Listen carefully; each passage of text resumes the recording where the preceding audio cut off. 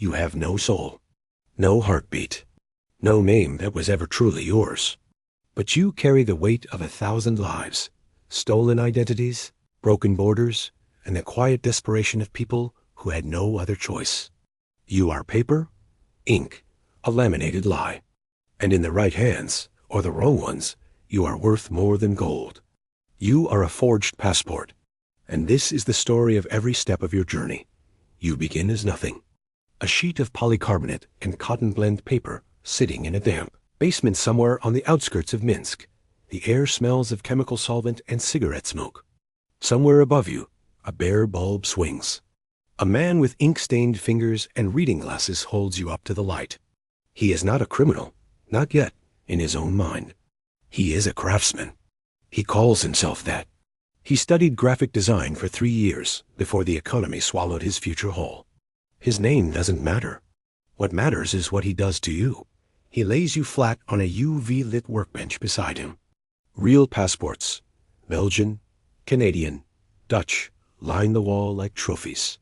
He studies them the way a painter studies a master. Every watermark, every microprint, every holographic thread. He doesn't rush. Precision is survival. You feel the first press of ink against your surface. The first ghost of a face, a man named nobody yet, begins to form. You are being born. You are complete now. Your biometric chip is cloned from a stolen template. Your photo is crisp. Your stamps are aged with cold tea and a careful thumb. To the naked eye you look perfect. You change hands in a parking garage in Warsaw. A briefcase clicks open. No words are exchanged beyond a number. 14,000 euros, always euros. The man who buys you doesn't know your final destination. That's by design. In this world, information is more dangerous than the product itself. He is what they call a node, a relay point in a network so compartmentalized that no single person can see the whole map. He wraps you in a vacuum-sealed pouch and slides you inside the lining of a leather jacket. You travel in darkness. You smell leather, sweat, and the faint trace of fear. You are moving. And the deeper you go, the less the world above knows you exist. The next person in the chain is 19 years old. Her name is Daria. She comes from a village outside Odessa, where winters are long and opportunities are short. Someone offered her 2,000 euros to carry a jacket across 3 borders. Don't open the lining. Don't ask questions. Smile at customs. She doesn't really know you're inside it. But you feel her heartbeat through the fabric, rapid and nervous, as she approaches the checkpoint at the Hungarian border. The guard is bored. He barely looks up. He stamps her real passport and waves her through. She exhales. You feel it. Later, she delivers the jacket to a man at a cafe in Budapest. He says nothing. He slices open the lining with a box cutter, lifts you out, examines you for a few seconds, and nods once. Daria takes a bus back east with her 2,000 euros and tries to forget the weight of what she carried. But the network already has her number. They always come back for the ones who don't ask questions. Now you are in the hands of a professional. He operates out of a rented office in Istanbul, a legitimate import business on paper, a transit hub for human cargo beneath the surface. He speaks 4 languages and wears an expensive watch. He doesn't think of himself as a trafficker. He thinks of himself as a logistics consultant. He opens a laptop and cross-references your embedded chip signature against a database of flagged identities. Clean. He marks you with a tiny pencil dot inside the back cover, a code. Only his people understand, and assigns you to a package. The package is a man named Farhan, 32, Afghan. He has been waiting in a safe house in Gaziantep for 11 days. He paid $40,000 for a route to Germany. You are the final piece. When Farhan holds you for the first time, his hands tremble. He studies the photo, a face carefully adjusted by software to match his bone structure. He whispers something quietly in Dari, maybe a prayer, maybe an apology to the life he is leaving behind. Now you are his identity, his only identity. The journey begins. 4 borders in 9 days.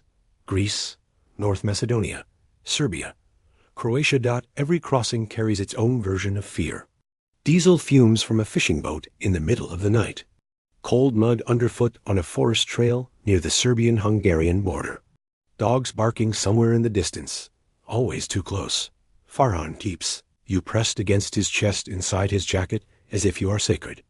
As if you are his heart. At a checkpoint in Slovenia, a guard holds you under ultraviolet light. 11 seconds. 11 seconds that feel like a lifetime. Your holograms shimmer perfectly. Your chip responds with a clean signal. He hands you back. Farhan doesn't breathe again until they are kilometers down the road. 14 people travel with him. 14 different stories of desperation, moving through the same cold night. Eventually, you reach Munich. A basement apartment that smells of boiled cabbage and mildew. Here, Farhan must give you up temporarily. They say they need to update your entry stamps before the final stage. He watches you disappear into another man's coat pocket with the eyes of someone watching his last lifeline walk away. In this basement, you meet others like you. A British passport prepared for a Nigerian businessman moving money across continents. A Schengen visa belonging to nobody real. Stacks of German residence permits aged to perfection. You are placed in a shoebox. In this room, identities are inventory. People are logistics. And somewhere upstairs, in a clean apartment with a view of the river, someone collects 10% of everything you represent. Later, your design is sold again. Not just you, your architecture. A Russian syndicate operating from Cyprus purchases the template. Now you are replicated. At this level, the network is no longer about desperate migrants. It becomes something colder. Shell company directors who exist only on paper. Corporate ghosts. A man who lives in 12 countries simultaneously and pays taxes in none. The people handling you now wear tailored suits. The crime is cleaner here, but the consequences remain real. Eventually, someone talks. They always do. A courier in lion breaks. Within 72 hours, Europol and Interpol begin pulling threads. Digital fingerprints. Chip cloning signatures. The pencil. Code from Istanbul. The trail leads to a shipment intercepted at Frankfurt Airport. A forensic document examiner studies you under a microscope.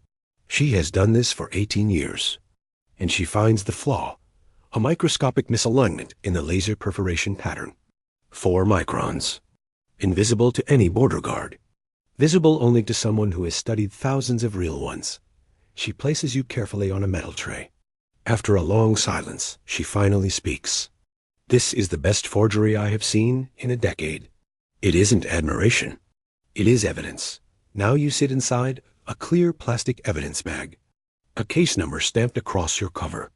You rest in a climate-controlled evidence room in The Hague, alongside thousands of others like you. Most forged identities end their journey here. Not in flames. Not in glory. But in silence and paperwork. Yet you still carry something no report can capture. Farhan's fingerprints faintly on your photo page.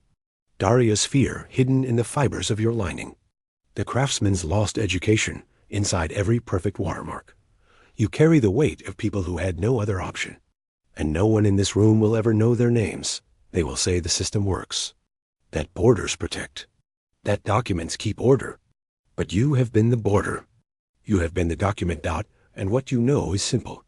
Every forged identity begins with a real human being who ran out of legitimate ones. The craftsman did not begin as a criminal.